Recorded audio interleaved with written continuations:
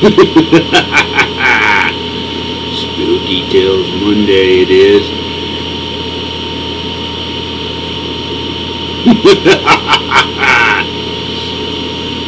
Hope you're all having a good December 18th. I know I have been. I've been spending the day applying for many jobs. No phone calls yet, but... Okay, let's see. Today's Spooky Tales will be from Pennsylvania. And we'll start off with Altoona, Pennsylvania. To be exact, the Wampanoag Mountains, Beulah Road. This legend is a cross between the spectral hitchhiker stories you have heard before and a sort of Resurrection Mary type tales familiar with the Chicago area. The ghost of the White Lady still walks at night.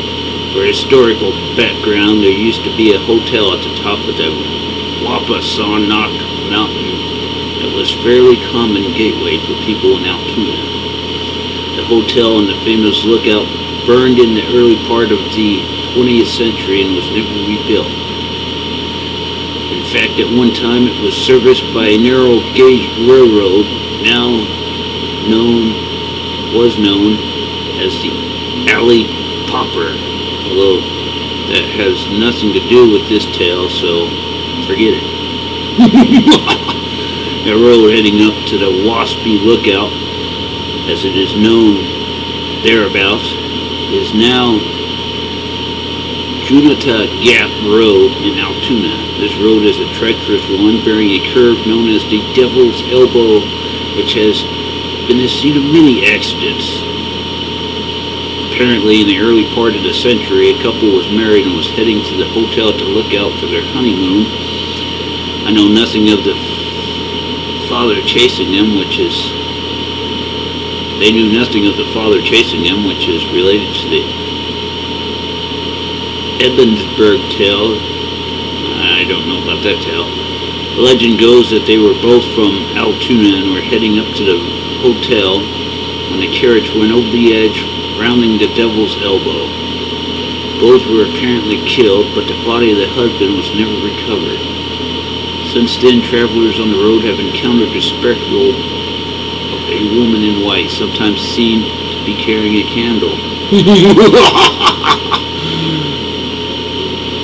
who apparently is looking for something. I'm guessing probably her husband's body.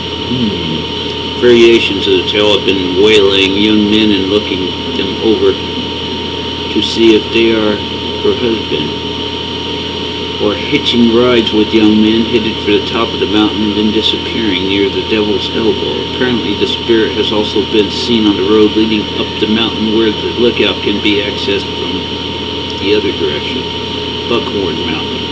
She's also known as the White Lady of Buckhorn, and well as the White Lady of Wampanoag. The site of the old hotel is now littered with television and radio towers and still sort of a lover's lane spot for a lot of folks. Apparently some of the technicians at the tower have reported seeing her, but most recent account, late 1990s, involved a man who offered her a ride. She apparently got into the car and he could not see her in the rear view mirror, but could see her when he turned around. She said nothing to him and disappeared at Devil's Elbow. Much like Resurrection Mary, it is difficult to dispute since it has occurred so often to so many people over a long stretch of time. Although the historical details are sketchy, no one knows who she was or when the accident actually took place. If you ever get a chance to get to this area, take a trip or either road, you may get a chance to run into her. I might just do that. See if she's carrying a candle. Okay, the next is Amity Hall. Amity Hall Hotel. This hotel has been standing since the 1800s. There have been a few horrifying events that took place here, there, 2 children were killed in the attic area, where the blood stain can still be seen. An unexplained explosion killed many that haunt that place. The ghost of a woman that was beaten to death by her husband stands at the top of the 2nd floor stairs and is reportedly not to like men. I wonder why. Okay, then we'll go to Beach Creek, Pennsylvania. The Forest Corner restaurant. Back in the late 1800s, early 1900s, the owner of the restaurant died in a fire in his barn while trying to save his animals. He enjoyed smoking cigars, and the staff at the restaurant say that when most of the customers are gone, you can smell cigar smoke. Man after my own heart. Church will be moved, and in the corner of the bed and breakfast also you can smell smoke and hear someone walking up and down. The waitresses have even said once she had locked the door and had gone over and it was unlocked.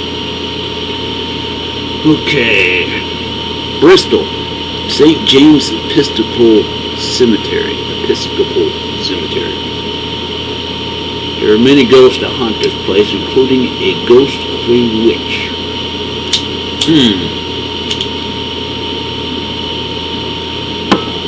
There is a chair that sits right next to the tombstone of Marriott P. Wright, called the Witch's Chair. Legend has it that if you sit in the chair at midnight in the month of October, you will feel the hands of a witch encircling you.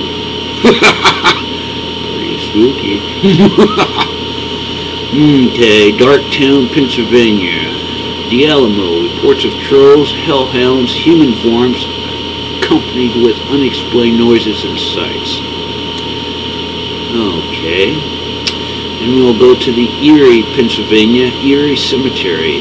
The Erie Cemetery is said to be haunted. There are a few locations that are definitely eerie. Of course, it's in Erie, so they would be eerie. First one is a mausoleum. It's blackened like it has been burned. There's no name on it, but you can tell that there used to be one. There's also a lot of vampire-like designs on it. The other area is called the Witch's Circle. It is a group of tombstones that are in the shape of a circle. Some of them are burnt black. Legend has it that Satan came to get his loyal followers. The burns are supposedly to be from the fires of hell. It has been tried repeatedly to get the scorch marks off the tombstones, but it doesn't even come off. Okay. Supposedly you also get lots of chills and hear walking behind you while in the cemetery. And witnesses have seen a big black dog there. When they looked again, it wasn't.